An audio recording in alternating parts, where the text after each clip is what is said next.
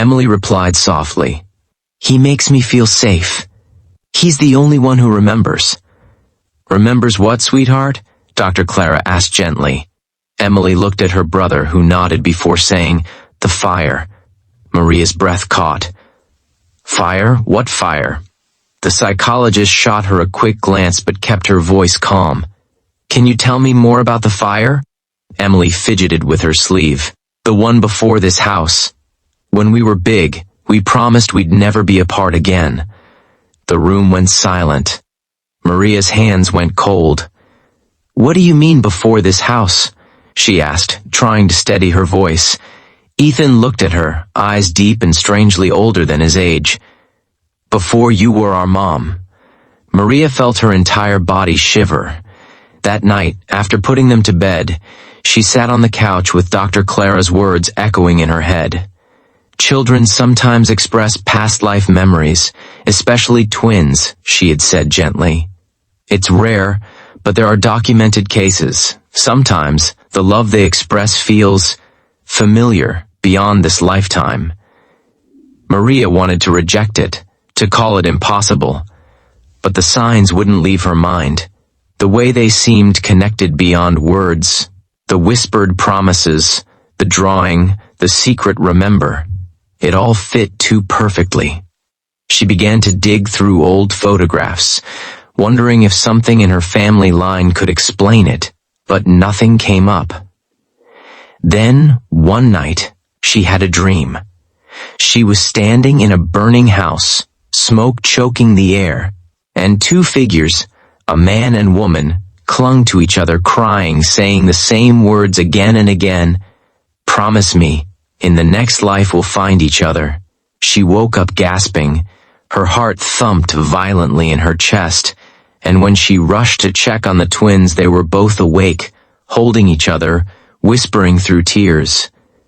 Mom, Emily said, we saw the fire again. For the first time, Maria didn't ask questions. She simply held them close, feeling their small hearts beating against her. But her eyes watched their every move, the way they looked at each other, how they sat close, how they seemed lost in their own little world. She decided to talk to her husband that night. But Daniel was exhausted when he came home, barely managing to eat before falling asleep on the couch. So Maria kept it to herself, though the worry kept growing like a vine in her chest. A few days later, she decided to check their room more carefully. When the twins left for school, she stepped inside. Everything was neat, their toys arranged, their drawings pinned to the wall. But then she noticed something tucked beneath Emily's pillow, a small folded paper. Her hands trembled as she opened it. Inside was a crayon drawing, two stick figures holding hands, a red heart between them, and the words written in a child's hand. I love you forever, Ethan. Her throat tightened. It wasn't the drawing itself. It was the emotion behind it.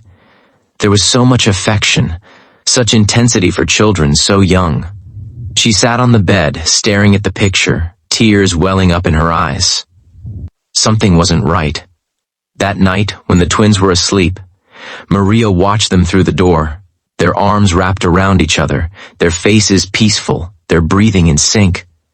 For a moment, she felt a strange calm. Maybe she was overthinking. Maybe they were just loving siblings.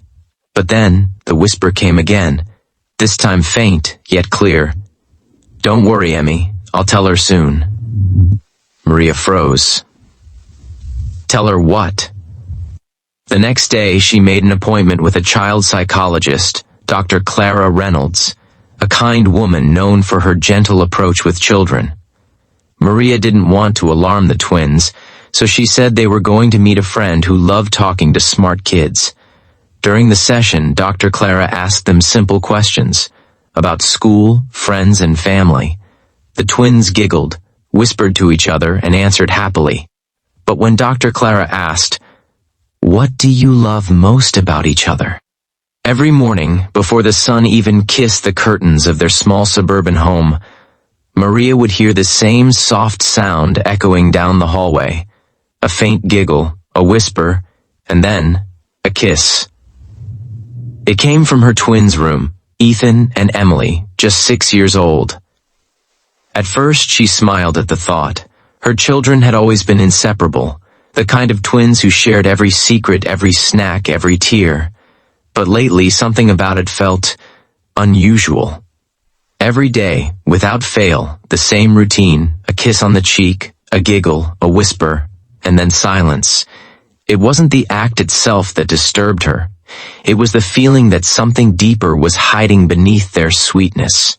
If you believe in kindness, forgiveness, and second chances, please take a moment to like, comment, share, and subscribe to our channel. Because this story will remind you that love, even when misunderstood, can heal what words cannot. For weeks, Maria brushed it off. Life was busy. Her husband Daniel worked double shifts, and she managed the house alone.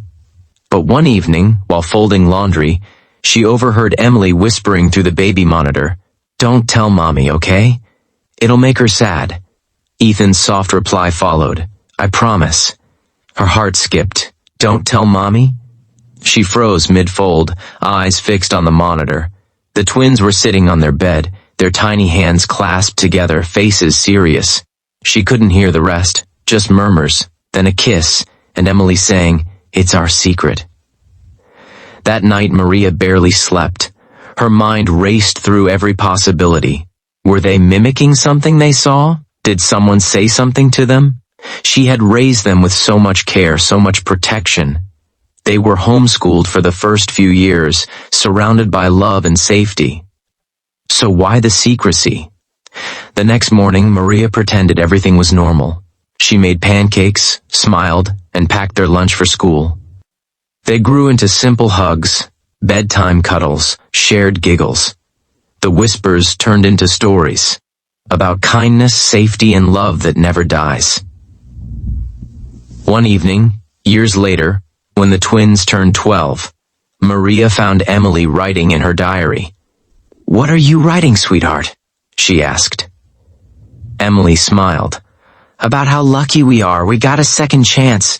Not as who we were before, but as who we are now. I think that's what love really means." Maria hugged her, tears streaming down her cheeks. That night she looked at the stars and whispered a silent prayer of gratitude for the mystery, the miracle, and the second chance love had given them. If this story touched your heart, if you believe that love can cross lifetimes and heal even the deepest wounds, please take a moment to like, share, and subscribe. Your support helps us bring more real, emotional, and inspiring stories to light. And before you go, tell us in the comments below, do you believe some souls are meant to find each other again, no matter how many lifetimes it takes? Because sometimes, what seems impossible is simply love refusing to die. Something told her they weren't lying. In the following days, Maria tried to understand rather than fear. She spoke to researchers, spiritual guides, and even priests.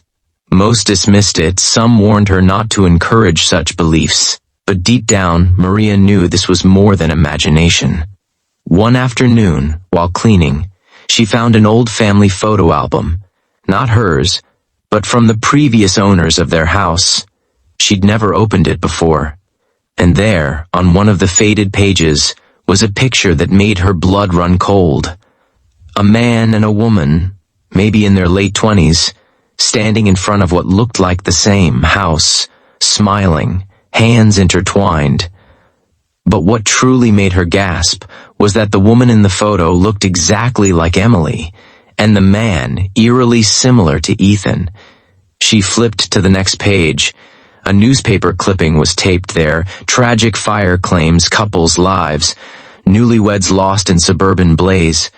Maria's hand flew to her mouth. The date? 20 years before the twins were born. The location? The same address. Tears blurred her vision. Could it be true? Could her children be the reincarnations of the couple who once lived and died here? That evening she showed the picture to the twins without saying a word. Their faces froze. Ethan reached out, touching the photo with trembling fingers. "That's us," he whispered. "That's where we promised." Maria couldn't breathe. She felt a strange blend of fear, awe, and heartbreak. These were her children, innocent, pure, yet carrying a love story that had transcended death itself. She decided to move houses, fearing the memories might haunt them, but the twins begged her not to. "Mom," Emily said softly, "we're not scared anymore. We found you. That's what matters now." From that day on, Maria stopped questioning. She let them be, let them love each other with the purity of souls reunited, not lovers reborn, but spirits healing through the bond of family. Slowly, the kisses stopped being secretive.